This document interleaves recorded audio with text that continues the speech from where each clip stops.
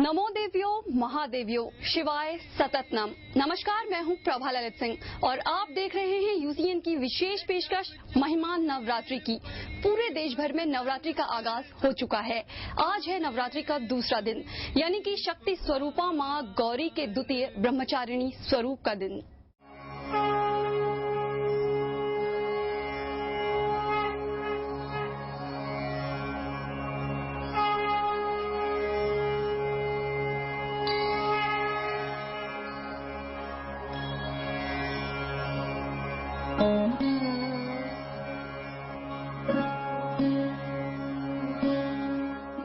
शक्ति स्वरूपा मां ब्रह्मचारिणी की पौराणिक कथा के साथ साथ आज भी हमारे स्टूडियो में जारी रहेगी मां ब्रह्मचारिणी की पूजा अर्चना। और इस पूजा के आयोजन के लिए आज हमने अपने स्टूडियो में आमंत्रित किया है नागपुर के जाने माने हस्तरेखा विशेषज्ञ और राज ज्योतिष आचार्य आशीष गोस्वामी जी को। गोस्वामी जी, बहुत बहुत स्वागत है आपका हमारे इस विशेष कार्यक्रम में। पंडित जी, सबसे पहले तो हमें मां ब्रह्मचारिणी की पौराणिक कथा के बारे में कुछ बताइए। सबसे पहले मैं देवी माँ को नमन करूंगा। दुर्गे दुख हर हरोरानी तारा दुर्गति नाशिनी शिवो आदरणी तुम्हें नमन। पौराणिक कथा ब्रह्मचारिणी की ऐसा, ब्रह्मचारिणी अर्थात तप। ब्रह्मचारिणी की अर्थ है तप। देवी माँ ने बहुत तपस्या करके तप करके शिव जी को अपनी वर के रूप में पाया था, इसीलिए देवी माँ का नाम ब्रह्मचारिणी के रूप में मतलब पौराणिक कथा के हिसाब से शुरू हो गया है। जन्म कोटि लगे रगर हमारी, वरन शंभु तेना मैं रहूंगी कवारी। ये वो लाइनें हैं जो मां पार्वती ने उस वक्त कही थी जब उन्होंने भगवान शंकर को पति रूप में पाने के लिए कठोर तप किया था। लेकिन उनकी कठोर तपस्या के बाद भी जब भगवान शंकर उन पर प्रसन्न न हुए तो उन्होंने ये प्रण लिया कि अगर खुद भगवान शंकर ने उन्हें पत्नी स्वरूप में स्वीकार नहीं किया तो वो ताउम्र कुंवारी रहेंगी। पंडित जी, आपसे जानना चाहेंगे कि फिर अचानक ऐसा क्या हुआ कि मां पार्वती के आगे भगवान शंकर को घुटने टेकने पड़े? ऐसा है कि घोर तपस्या के बाद भी जब शंकर जी प्रसन्न नहीं हो तो माँ ने और कठोर तपस्या करना शुरू किया। तपस्या करते करते उन्होंने संसार की मोह माया सब विसर्जन कर पूरा शंकर जी की चरण में अपने पूरा तप लगा के एकाग्रता चित्त में एकदम शंकर जी को पाने की उम्र में तो बैठ गया। तो शंकर जी तो ऐसा ही एक भोलेनाथ भोले भंडारी है, तो उनकी इतना तपस्या, इतना कठोर तपस्या, इतना तकलीफें देख के शंकर जी प्रसन्न हुआ और शंकर जी प्रसन्न होकर उनको अपनी पत्नी के रूप में अपनाया। मां पार्वती ने कठोर तप किया, कोई भी ऋतु उन पर कोई असर न डाल पाई और यहाँ तक कि विरक्त संसार में रहने वाले भगवान शंकर को भी उनकी तपस्या के आगे झुकना ही पड़ा और अंत में उन्होंने मां पार्वती को अपनी पत्नी रूप में स्वीकार कर ही लिया। तो पंडित जी, आपसे जानना चाहेंगे कि मां ब्रह्मचारिणी की उपासना का महत्व क्या है? सबसे पहले तो मैं ये बताऊंगा, ब्रह्मचारिणी तप तो इसका उपासना करने से मतलब सबसे पहले कुंडली की जागरण, जैसा कुछ लोग मेडिटेशन करते हैं। मेडिटेशन के लिए क्या करते हैं, कुंडली की मतलब अपने बॉडी में कुंडली का जागरण करते हैं और ज्ञान की प्राप्त करते हैं। तो ब्रह्मचारिणी की उपासना करने से मनुष्य को सबसे पहले प्राप्ति होता है कुंडली जागरण, जिससे अपने ब्रह्म को जान सकते हैं, अपने को जान सकते हैं, सत्य को जान सकते हैं कि इस दुनिया में क्या हो रहा है, क्या घट रहा है, क्या होने वाला है। तो ये पूजा से अपने को सद्बुद्धि की प्राप्ति होता है और सद्बुद्धि से अपन आगे बहुत कुछ चिंताधारा को उसको मतलब परिवर्तन कर सकते हैं। तो ब्रह्मचारिणी की पूजा के फल स्वरूप हमको मिलता है ज्ञान, बुद्धि और समस्त कुछ जो कुछ हम चाहते हैं एक मनुष्य जीवन में, जो सुखी जीवन बिताने के लिए एक मनुष्य को चाहिए। तो ब्रह्मचारिणी की तप करने से शारीरिक तरफ से भी, मानसिक तरफ से भी, सभी तरफ से मतलब इसका प्रसन्नता मिलता है। चलिए, खुशहाल जिंदगी यापन करने के लिए जिन तमाम चीजों की जरूरत होती है मां ब्रह्मचारिणी की आराधना से वो तमाम चीजें आपको जरूर मिल जाएंगी। अब पंडित जी से जानते हैं कि मां ब्रह्मचारिणी की पूजा की क्या विधि है और उसके लिए क्या क्या सामान की जरूरत होती है। पंडित जी, मां ब्रह्मचारिणी की पूजा के लिए किस किस सामग्री की जरूरत होती है? देखिए, मैं पहला दिन बताया था जिस तरीका से, उस तरीका से भी वैसे ही एक घाट हमको मतलब एक लोटा में पानी भर के इसमें कौड़ी डाला जाता है और उसके बाद सुपारी डाला जाता है, जैसा पहला दिन हमने बताया, नारियल। उसके बाद अपन ऐसा सब कुछ सामने रखते हैं, कौड़ी, सुपारी, अष्टगंधा, सिंदूर, फूल, फल, ये सब चीज रखा जाता है।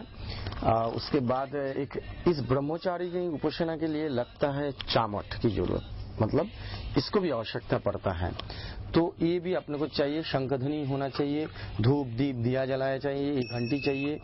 तो अभी इसका पूजा इस प्रकार से, इस सामग्री से पूजा किया जाता है। तो अभी पूजा जैसे शुरू करेंगे। आप लोगों को बता दें कि माँ ब्रह्मचारिणी की पूजा से पहले आपको जिन सामग्री की जरूरत पड़ती है वो है चामट, शंख, घंटी, सुपारी, कौड़ी, हल्दी, अक्षत, हल्दी, कुमकुम, पुष्प और पंच फल यहाँ पर आप लोग देख रहे हैं। इसके अलावा कुछ मिठाइयों की जरूरत हमें पड़ेगी माँ ब्रह्मचारिणी को भोग लगाने के लिए। भोग तो रखना ही पड़ता है। तो ये तमाम चीजें लेके आप माँ ब्रह्मचारिणी की पूजा के लिए तैयार हो जाइए हमारे साथ हमारे इस विशेष कार्यक्रम में। तो शुरुआत करते इसकी पूजा की। सबसे पहले अपन इसमें घंटा ये बजाइए। घंटी बजाने के बाद शंखध्वनि कीजिए। शंखध्वनि के बाद पहला दिन से जैसा हमने बताया था, अक्षत लेके देवी माँ को आह्वान किया जाता। जैसा मंत्र है इसमें, ओम ब्रह्मणि ब्रह्मलोके च वैकुंठे सर्वमंगला देवी नमस्तुते, इस मंत्र से इसका आह्वान किया जाता है। उसके बाद ओम या देवी सर्वभूतेषु ब्रह्मरूपेणु संस्थिता नमस्तस्मै नमो नमः, इस मंत्र से आप जाप कीजिए। उसके बाद अक्षत दीजिए, ये हल्दी कुमकुम चढ़ाइए, पुष्पदान कीजिए, पुष्प चढ़ाइए, ऐसा करके समर्पण करिए, अक्षत समर्पण कीजिए। ऐसा करके इसका पूजा किया जाता है। इस पूजा की शुरुआत से पहले आप शंख और घंटी जरूर बजा लें, क्योंकि शंख और घंटी ही वो माध्यम है जिसके जरिए आप एक शुद्ध और पवित्र ध्वनि को अपने आसपास छोड़ते हैं और आपके आसपास का पूरा माहौल शुद्ध और पवित्र होने के साथ साथ एक दैवीय अनुभूति से भी सराबोर हो जाता है। उसके बाद आप घट की पूजा शुरू कर सकते हैं, जिसमें सबसे पहले आप घट को का अभिषेक कीजिए, उन्हें अक्षत चढ़ाइए, हल्दी कुंकू चढ़ाइए, उन्हें पंच फलों से भोग लगाइए, मिठाई चढ़ाकर आप माँ की सेवा कीजिए। इसके अलावा घी का दिया जलाकर हम माँ को प्रसन्न करने की कोशिश कर सकते हैं। एक छोटे से हवन का भी आयोजन आप कर सकते हैं। पंडित जी आपसे जानना चाहेंगे हवन की क्या विधि है? यूँ तो हवन काफी लंबा, हवन का तो बहुत लंबा विधि है, लेकिन अगर घर में कोई करे तो हवन कुंड एक लेके आए, उसमें 5 किस्म की लकड़ी है, जैसा आम, बेल और चंदन की लकड़ी, इस चीजों से त्रिकोण होना चाहिए। त्रिकोण के हिसाब से सजा के फिर शुद्ध घी से उसका हवन किया जाए। हवन में मंत्र वही आप पाठ कीजिए, या देवी सर्वभूतेषु ब्रह्मचारी रूपेण संस्थिता नमस्तस्मै सोहा करके आप हवन सामग्री डाल सकते हैं। उसके बाद हवन हो जाने के बाद ये चामट मैंने पहले बताया, ये ब्रह्मचारिणी जो है उनको मतलब एक साधना किया है, तो उसमें चामट से इनको आरती भी किया जाता है। कि आरती करने से माँ संतुष्ट होता है।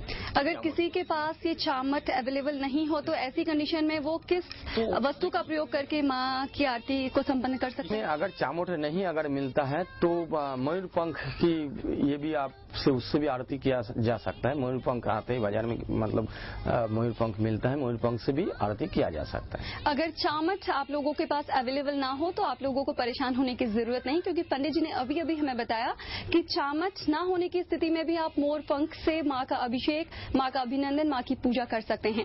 पंडित जी आपसे जानना चाहेंगे कि हवन यूँ तो काफी लंबा उसका प्रोसेस रहता है, 2.5-3 घंटे तक हवन का पूरा प्रक्रिया चलता है, तो ऐसी कोई विधि है कि जिसके जरिए हम आधे घंटे या 15-20 मिनट में छोटा सा हवन संपन्न करें और छोटा सा मंत्र भी उसके साथ हमारे दर्शकों को बताएं? छोटा सा मैंने पहले बताया था, पहला दिन भी बताया कि एक बीज मंत्र है, दुर्गे दुर्गे रक्षणी स्वा। जब हम देवी का आह्वान करेंगे, या देवी सर्वभूत ब्रह्मचारिणी रूपेण संस्थिता, वो मंत्रों में आह्वान करने के बाद हवन में ये आहुति देने के बाद दुर्गे दुर्गे रक्षणी स्वाहा करके भी हवन कर सकते। मतलब इसको 108 बार जप करें, 108 बार दुर्गे दुर्गे रक्षणी स्वाहा करके उसमें आहुति दे सकते हैं। हवन सामग्री उसमें फल प्राप्ति मतलब मिलता है हवन की जो, क्योंकि अग्नि से प्रज्वलित अग्नि से आपने अंदर की जो ताप है, जो देश है, वो निकल जाता है, वो जला डालते हैं। इसलिए हवन करना अगर घर में संभव नहीं है तो ऐसा मन की शुद्धता से भी उस ताप को दूर कर सकते हैं। चलिए, अगर हवन करना आप लोगों के बस में नहीं, आपको लग रहा है कि हवन करना आप लोगों के लिए काफी कठिन होगा,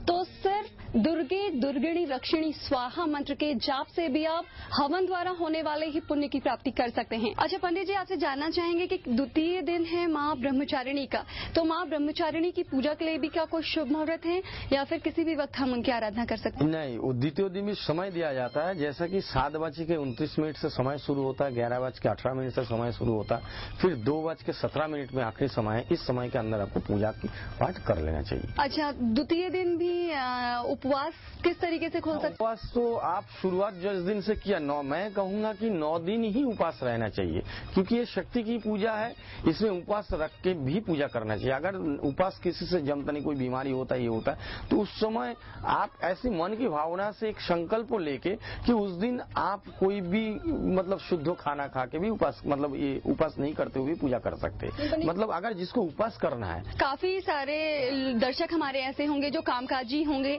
और कई सारी महिलाएं भी ऐसी होंगी जो कामकाजी होंगी, लेकिन उनका भगवान के प्रति अटूट श्रद्धा भी है, तो ऐसे में उनके लिए क्या कोई ऐसा उपाय कि 9 दिन कंटिन्यू व्रत ना कर पाने की जगह वो कोई छोटा सा किसी तरीके से पूजा कर सकें, या 1 दिन का व्रत ले सकें या 5 दिन का व्रत ले सकें? जैसा कि उनको कोई विशेष फल की प्राप्ति है चाहिए, तो उस हिसाब से उन्होंने 9 दिन में कोई भी 1 दिन भी ऐसा पूजा कर सकते हैं। जैसे पहला दिन अपने को जो पूजा करना है शैलपुत्री की, उसके बाद दूसरा दिन ब्रह्मचारिणी की। ब्रह्मचारिणी का मैंने पहले बताया कि ब्रह्मों की जागृत होता है, कुंडली की जागरण होता है। किसी को कोई भी चीज की बीमारी की तरफ से रिमेट करना है, बीमारी को ये करना है, तो ब्रह्मचारिणी की साधना उपासना करने से तो बीमारी का से उनको फल मिलता है, उनको उस हिसाब से ये मिलता है, रिमेट होता है। अच्छा, ब्रह्मचारिणी के उपवास के दिन, ब्रह्मचारिणी की आराधना के दिन कौन सी वस्तु दान में देनी चाहिए? सबसे मेन चीज है कि ब्रह्मचारिणी की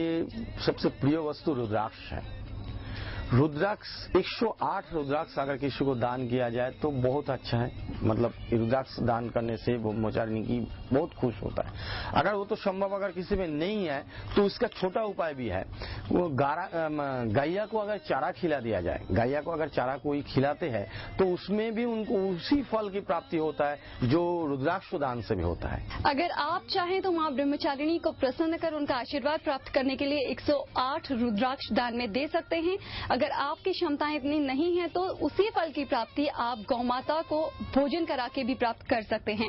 पंडित जी, हमें ये बताइए कि माँ ब्रह्मचारिणी की उपासना से क्या फल की प्राप्ति होती है? सबसे बड़ा फल जो प्राप्ति होता है, जैसा कोई किसी को भी कुंडली जागरण होता है ब्रह्मों की, यानी ये पूजा करने से ब्रह्म शक्ति भी प्राप्त होता है, क्योंकि ये उपासना है, आराधना है, तो इसमें ब्रह्म शक्ति ये होता है, प्राप्त होता है। और इसको पूजा करने से जैसा कोई कुमारी लड़की को शादी ब्याह में अड़चन आ रहा है, या किसी का शादी जोड़ के टूट गया है, या किसी का शादी ही नहीं हो पा रहा है, तो इसकी व्रत करने से उनकी इसकी फल मिलता है, बहुत आसानी से इनकी वर प्राप्त होता है। शिव जैसी मतलब भोलेनाथ जैसे उनकी वर प्राप्ति होता है। शिव जी मतलब माँ दुर्गे की ये इस दिन की पूजा करने से कुमारी लड़की को तो सबसे ज्यादा फल प्राप्ति होता है। उसके अलावा भी किसी के घर में देखा गया कि शादीशुदा औरत होके भी मतलब वो शादीशुदा जीवन नहीं बिता रहा है, बहुत सारा घर में समस्या दिखाई दिया है, तो उसमें भी रिमेट मिलता है, अपने पति से सुख मिलता है। कभी देखा गया है कि किसी का पति बीमार है, तो उसमें भी उनको इस उपासना से उनके पति की निरोगता मिलता है। इसके अलावा बहुत सारा चीजें हैं, मतलब विद्या बुद्धि में भी लोगों को फल मिलता है, किसी को नौकरी प्राप्त होता है, क्योंकि ब्रह्म को जागरण करते हैं, कुंडली की जागरण करते हैं, सभी शुद्धता इसमें प्राप्त हो जाता है। तो इस हिसाब से मेरे विचार से कि इसकी पूजा सभी मतलब पुरुष और नारी को करना चाहिए और शुद्ध मन से करना चाहिए, और ये 9 दिन तक अपने मन में शुद्धता रख के इस 9 दिन को पालन करना चाहिए। चलिए, शादी योग्य कुंवारी लड़कियों के लिए तो ये काफी अच्छी खबर है कि माँ ब्रह्मचारिणी की आराधना से उन्हें उनका मनपसंद जीवन साथी जरूर मिल जाएगा। इसके अलावा शादीशुदा लोगों के लिए भी ब्रह्मचारिणी माँ की आराधना इसलिए जरूरी है कि अगर उनकी जिंदगी में किसी तरह का कोई तनाव या किसी तरह की कोई भी परेशानी आ रही हो तो माँ ब्रह्मचारिणी ब्रह्मचारिणी के आशीर्वाद से वो तमाम तरह की परेशानियां दूर हो जाएंगी। अभी वक्त है एक छोटे से ब्रेक का। ब्रेक के बाद आपको बताएंगे मां ब्रह्मचारिणी की उपासना के कुछ मंत्र, वो मंत्र जिनके जरिए आप सीधा संपर्क स्थापित कर सकते हैं मां ब्रह्मचारिणी से और प्राप्त कर सकते हैं उनका आशीर्वाद, उनकी कृपा। देखते रहिए यूसीएन न्यूज।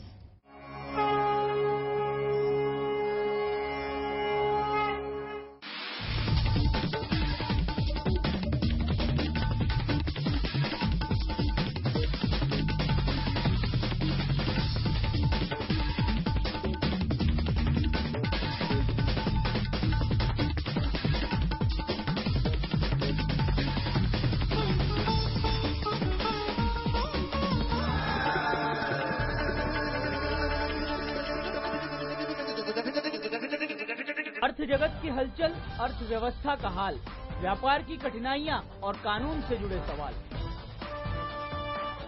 व्यापार जगत के हर पहलुओं पर जानिए विशेषज्ञों की राय। देखिए हमारा विशेष कार्यक्रम बिजनेस टॉक, सिर्फ यूसीएन न्यूज पर।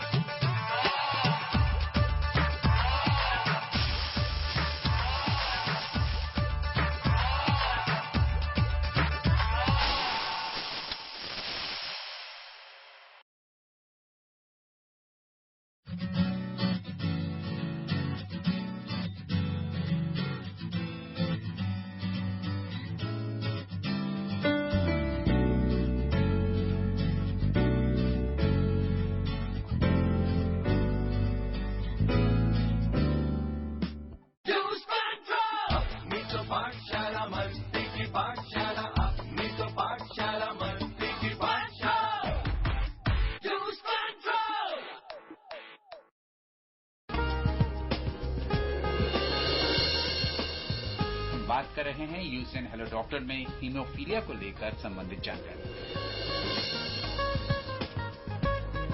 हीमोफीलिया का अवेयरनेस होना बहुत जरूरी है। उनके पेरेंट्स और एज वेल एज पेशेंट्स को खुद एजुकेट होना बहुत जरूरी है।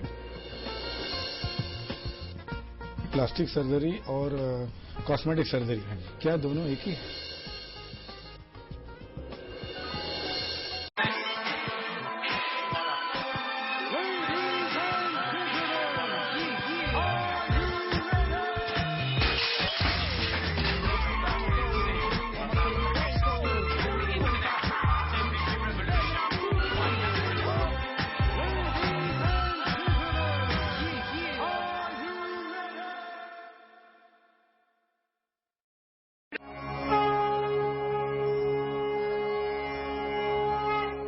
ब्रेक के बाद आपका स्वागत है। आप देख रहे हैं यूसीएन की विशेष पेशकश महिमा नवरात्रि की।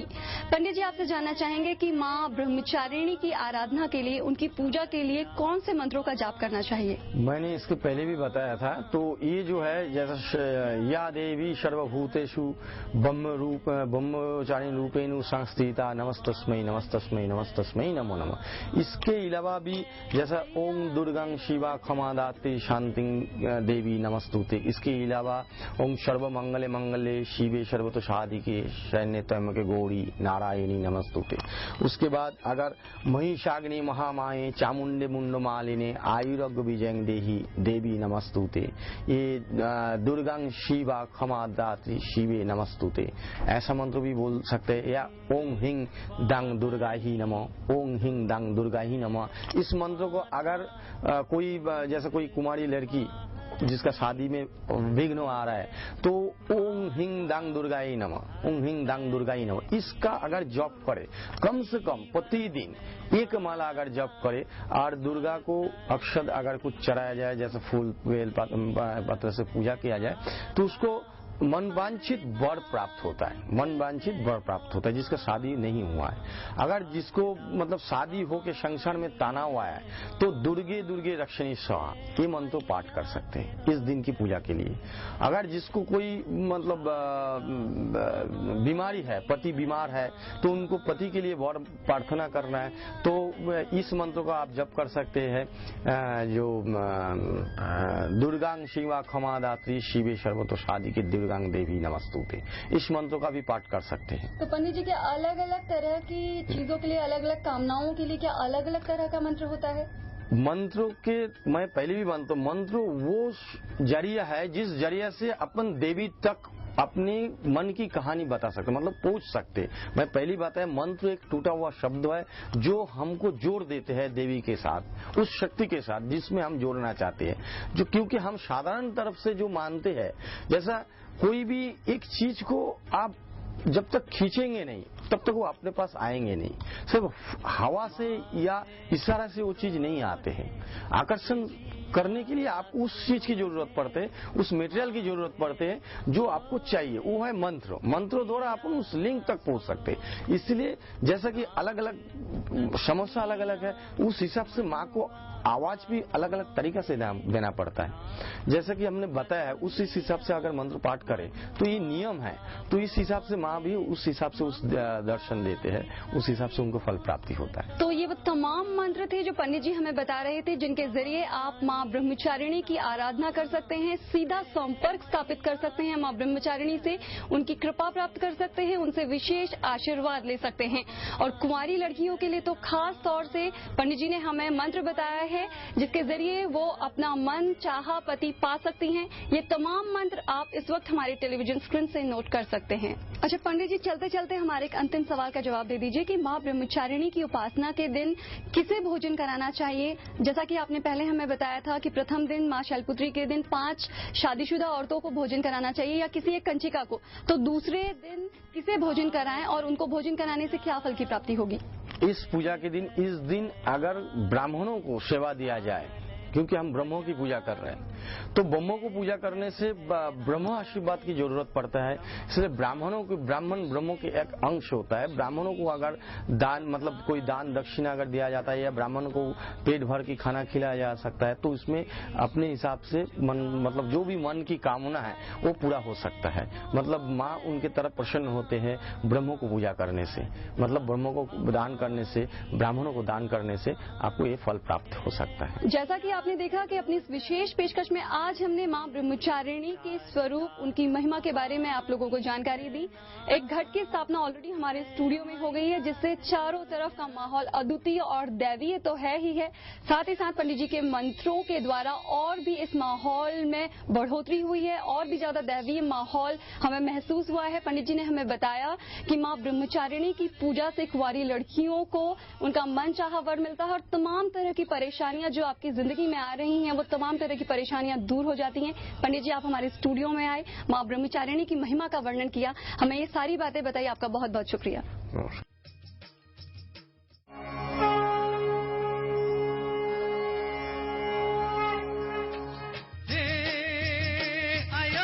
आयो नवरात्रि त्योहार, तेरे आयो आयो नवरात्रि त्योहार, ओ अम्बे मैया तेरी जय जयकार, ओ अम्बे मैया तेरी जय जयकार।